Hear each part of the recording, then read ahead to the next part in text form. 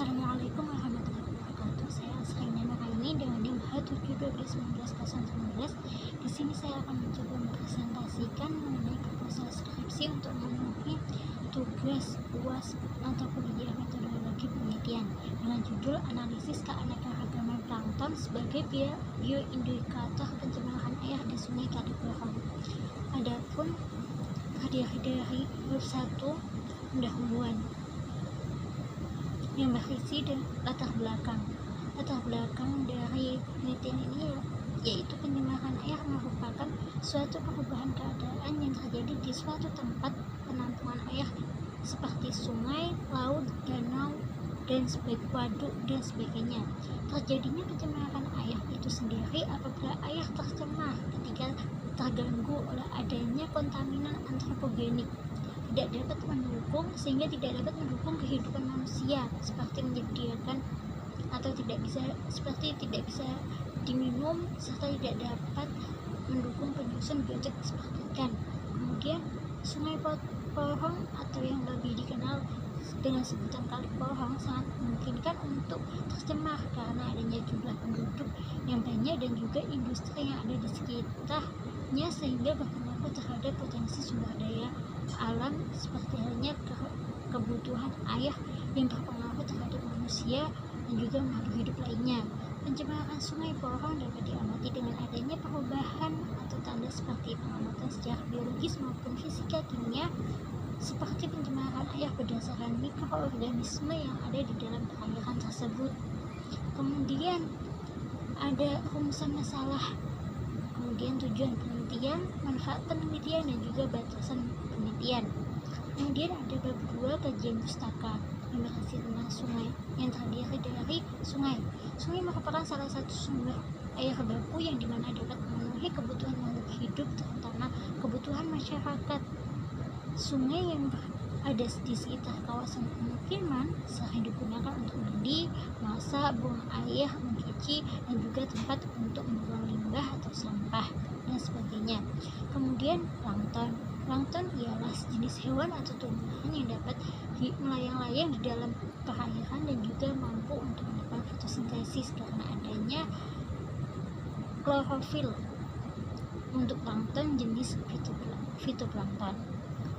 Plankton jenis zooplankton merupakan sejenis hewan yang hidupnya juga melayang-layang dalam perairan akan tetapi bersifat pasif, tidak dapat melakukan fotosintesis dikarenakan oleh tidak memiliki klorofil pada zooplankton. Kemudian adapun contoh beberapa bentuk dari zooplankton sebagai berikut. Selanjutnya yaitu fitoplankton.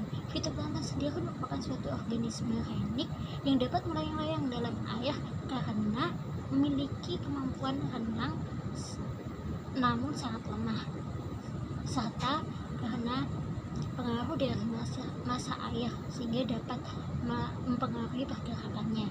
Kemudian fitoplankton dibagi juga termasuk kelompok organisme yang menjadi produsen utama pada rantai makanan, terutama zat-zat organik. Produktivitas suatu perairan juga dapat diketahui dengan melihat kelimpahan fitoplankton, di mana suatu perairan dengan produktivitas yang tinggi cenderung terdapat kelimpahan fitoplankton yang tinggi pula.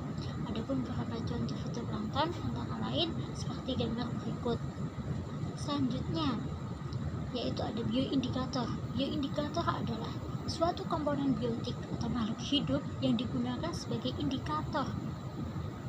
Bioindikator itu dibagi menjadi dua, yaitu bioindikator pasif yang merupakan suatu spesies organisme penghuni asli dalam suatu habitat itu sendiri yang dapat menunjukkan adanya suatu perubahan yang dapat diukur seperti perilaku, kematian, ataupun morfologi. Dan juga ada bioindikator aktif yang merupakan suatu spesies organisme yang memiliki sensitivitas tinggi terhadap suatu polutan, yang dimana spesies organisme tersebut pada umumnya diinduksi ke dalam suatu habitat untuk mengetahui serta memberi peringatan dini akan terjadinya polusi. Selanjutnya ada macam-macam parameter fisika kimia, yaitu yang terdiri dari suhu. Suhu perairan merupakan suatu lapisan hangat karena adanya sinar matahari pada siang hari. Biota yang ada di dalam suatu perairan dapat hidup pada suhu air yang berkisar antara 28 derajat Celcius sampai 32 derajat Celcius. Kemudian kecerahan merupakan suatu ukuran biasa cahaya yang ada dalam air yang disebabkan oleh adanya partikel koloid dan juga suspensi dan bahan organik. Apabila kecerahan pada suatu perairan kurang dari 25 cm, maka akan dapat membahayakan kehidupan plankton. Adanya kekerahan yang tinggi dapat menghambat masuknya cahaya matahari sehingga proses fotosintesis akan menjadi terganggu dan juga dapat menyebabkan pendangkalan pada air.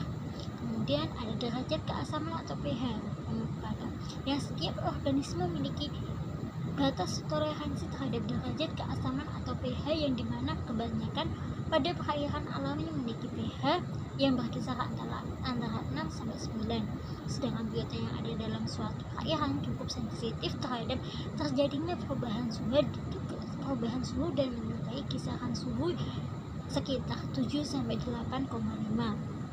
Selanjutnya bab 3 yaitu metode penelitian yang berisi rancangan penelitian.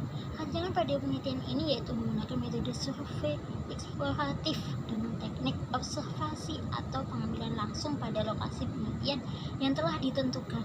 Sedangkan metode yang digunakan untuk menentukan lokasi pengambilan sampel plankton di Sungai Porong yaitu metode purposive sampling dengan menentukan terlebih dahulu 3 titik lokasi pengambilan sampel.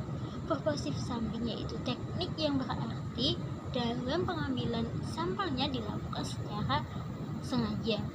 Kemudian tempat dan waktu penelitian. Pada penelitian ini dilakukan di Sungai Porong yang ada di Kecamatan Porong, Kabupaten Sidoarjo. Kali Porong secara geografis terletak antara 112,5 derajat PT sampai 112,9 derajat PT dan juga 7,3 derajat LS sampai 7,5 derajat LS. Panjang suatu Sungai Porong yaitu sekitar 13,5 km atau 8,4 mil. Pengumpulan data penelitian akan dilakukan pada bulan Juli sampai Agustus 2021. Peta Sungai Porong dapat dilihat pada gambar 3.1. Kemudian ada alat dan bahan yang digunakan pada pengambilan sampel plankton di perairan antara lain plankton net, ember, ballbox, pipet tetes, botol film, dan juga bahan pengawet.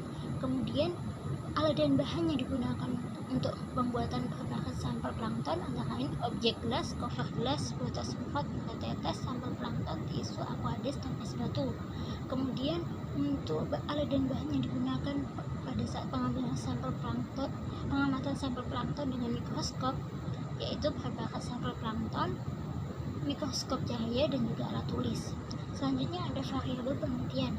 Variabel penelitian yang akan digunakan berdasarkan parameter biologi atau plankton meliputi indeks dominan, indeks kesamaan komunitas, serta indeks keanekaragaman jenis. Sedangkan untuk parameter pendukungnya digunakan beberapa faktor fisika kimia seperti suhu, derajat keasaman atau pH, dan juga kecerahan. Pada penelitian ini untuk variabel terikat menggunakan keanekaragaman jenis plankton yang akan diteliti, sedangkan untuk variabel kontrolnya menggunakan parameter fisika kimia seperti suhu, derajat keasaman, pH, dan juga kecerahan. Sedangkan untuk variabel bebasnya yaitu Sungai Porong.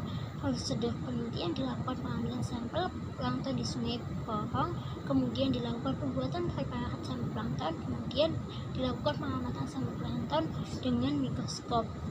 Selanjutnya kemudian dilakukan analisa data yang akan dilakukan yaitu analisa secara kuantitatif dengan cara mendeskripsikan ciri-ciri morfologinya dari setiap jenisnya. Hasil dari analisis secara kuantitatif tersebut akan disajikan dalam bentuk tabel dengan mencantumkan gambar serta nama ilmiahnya. Selain itu, analisa data juga akan dilakukan secara kuantitatif untuk mengetahui jumlah keanekaragaman plankton dengan menggunakan indeks keanekaragaman sanon biner sebagai berikut. Mungkin itu saja dari saya, kurang lebihnya mohon maaf. Wassalamualaikum warahmatullahi wabarakatuh.